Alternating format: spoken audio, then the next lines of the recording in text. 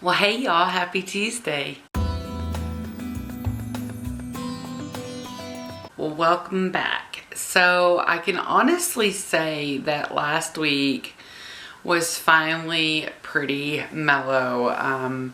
We got through all the birthdays. No one has gotten the S word. No one feels unwell. I believe words have power, so we try to not even say the S-I-C-K word.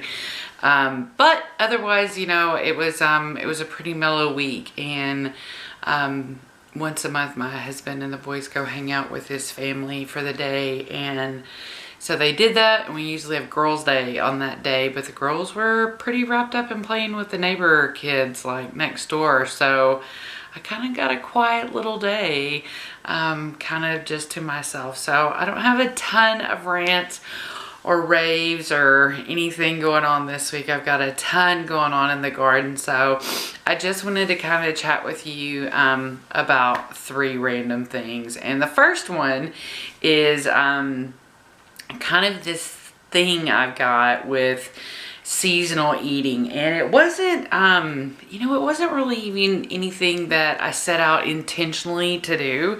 It's something that just kind of came to me. It kind of got to where there were only certain times I wanted soup, there were only certain times I wanted salad, and then it kind of evolved into different foods and different categories there. So, and I think I've kind of touched on this a little bit before, and sometimes it drives my kids crazy because they would maybe be happy having potato soup all year round, but they know that we really only have soup in soup season. My husband's been craving a salad.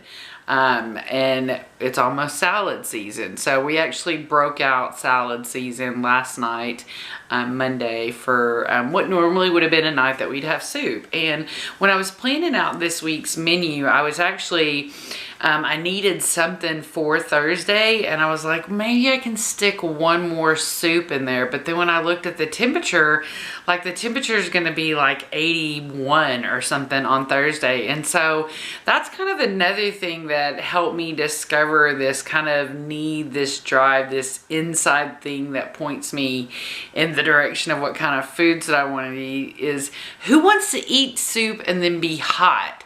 You know, it kind of makes sense that the reason why I want salads at a certain time is because salads make you feel cool.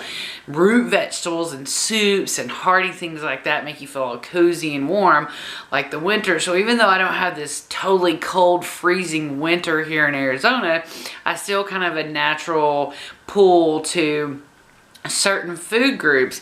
And maybe if you started thinking about it, you'd realize that you have maybe those same pulls too, and maybe it's a little bit more inherent for us when we live in Arizona, and we kind of have that, you know, any way we can get water into our body. So in the summer and the spring, we're driven to have more fruits and things like that. So I don't know, it's something for you to think about. Like I said, I think soups are probably off the menu for us. We're planting our spring gardens, for goodness sake. So from here on out, it should just be pretty warm. You know, we might have a couple of dip downs, and things are cooling off a little bit. You know, I remember when I first moved to Arizona in my 20s, by the time April got here, we were already in the high 90s, and last year it wasn't that way. But I would definitely say that my dial is, food-wise, is pointing in the spring and summer direction. So we're gonna see more and more of those things come back into our menu, like having a great big salad. So last night we had an antipasta salad, which is mimicked after Barro's, locally, the pizza place. And we love that salad, and we make our own ranch from scratch. So I've got a lot of different salads that we just kind of make in a great big bowl. I mix it all up, and sometimes I mix in the dressing, and sometimes I just, depending on what it is and what it means to the salad, sometimes I might just let them put their own dressing on there. So that's something I wanted to chat with you about. Do you have that kind of need to have soups and warm, cozy stuff at certain times? And then do you shift into wanting those kind of cooler, more hydrating types of foods and meals in the spring and summer? And let me know down below if you do experience that. So this is really, really, really random and awful, but my husband and I recently have been watching another one of those like crime thriller shows that I really has no business being in my psyche. But to counterbalance that, like, I don't want to watch something like that and go to sleep. So we've been watching, like, back from the very beginning, King of the Hill, which I used to watch King of the Hill all the time. I've seen almost every King of the Hill there is out there, no matter how redneck it is. I mean, because come on, I mean, I was born and raised by rednecks. So, but something that I've come to know, and I'm curious if this is for you, if you've ever watched King of the Hill, and it's like all of a sudden, my husband and I are able to decode what Boomhauer says. Now, when I was younger, I might catch, you know, a couple of things that Boomhauer said, but anytime Boomhauer talks now on King of the Hill, I instantly know every single word that Boomhauer is saying. And that's crazy because half the time I didn't even really think Boomhauer was saying anything. So I know that's really off topic, but my husband and I just can't get over that right now about how all of a sudden we can understand everything that Boomhauer says. And so I told him that I had to tell you guys about that today. So take that for what you will.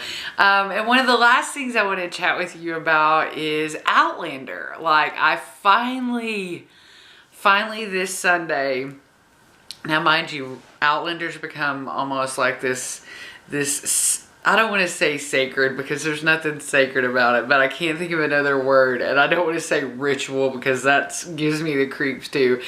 But it's gotten to where, because we have a lot of chores on Sunday, so, you know, we make the list, we do our yard stuff, we have to go grocery shopping, we have to shower the girls, get them ready for the week. So it's become this thing where we save Outlander till after the girls go to bed, and then we just tell the boys we cannot be disturbed at all for an hour, and we just kind of sit there and focus on Outlander. And I will tell you that this finally, like, even when we first started this episode, I tried to ask my husband, I'm like, do you think that, like, it's like not giving you that grip? And he's like, you know, he just tells me, he's like, you know, just stay with it a little bit, you know, and when, you know, by the end of that show, I finally had that feeling that makes me love those two characters, Claire and Jamie, so much. So, whew, I promise you, I was almost to the kind of, do I really need to watch this, or can I just wait for the book? Which I am neurotically checking for online. I guess I'm just gonna have to go ahead and do a pre-order on that website that Diana Gabaldon has set up, because that way I can stop checking and I'll have the book whenever it actually comes out. So I'm grateful to say that I finally have got, like, I've got back that loving feeling. I've got back that loving feeling from watching Outlander, that for a couple of episodes now I felt like I'd lost that loving feeling. So I'm finally getting it back, and I wanted to share that with you. And I've got something going on that's like a little something in my pocket. Some big changes that I've made with my health, and I'm hesitant to tell you now because I'm not very far into these changes that I've made, but I'm feeling really good. And as long as I can keep control over the little monsters and demons in my head, and keep them placated, then I think I'm gonna be successful with this. So I think I'm either maybe gonna do, if I can stay focused for 2 weeks, or maybe if I can stay focused for a month and I achieve my goals at those markers, maybe then I'll let you know what it is that I've made the changes for, because I'm just kind of to the point with a couple things in my life that I'm sick and tired of, you know, and one of them I can tell you is I'm sick and tired of telling myself that when, if this, that, and another is this way, then XYZ is going to happen. And it's just not, I'm not doing that no more. From now on, XYZ is going to happen whenever I want it to, instead of when this happens and when this happens and when I do this. Because I'm just not letting stuff stand in my mental way anymore. You know what I'm saying? Like, I don't have any time for that. Like, half the time I can't remember how old I am, but I'm 43. I'm 43 because I have to think about whatever year it is, what that be subtracted from the year I was born. So, I'm 43 now, and I'm just past all that stuff. I'm past letting all the things that I think about and obsess about stand in my way. And I'm sick and tired of feeling certain ways. And so, root for me even though you don't know what it is. And like I said, in either 2 weeks or 30 days or something, I'll check back with you, and even if I fail at it, I'll just tell you, because whatever, maybe it'll give me the courage to do it again. So I don't know where all the emotions came from right here at the very end, but once again, as always, I want to thank you so much for the time that you give me, the consideration that you give me, and all the support that I feel from all of you. So I hope that you are pushing so hard for the things that you want in your life too, and I hope that I'm an encouragement to you. And above all, I hope you have the best day ever, and until next time, have a great day.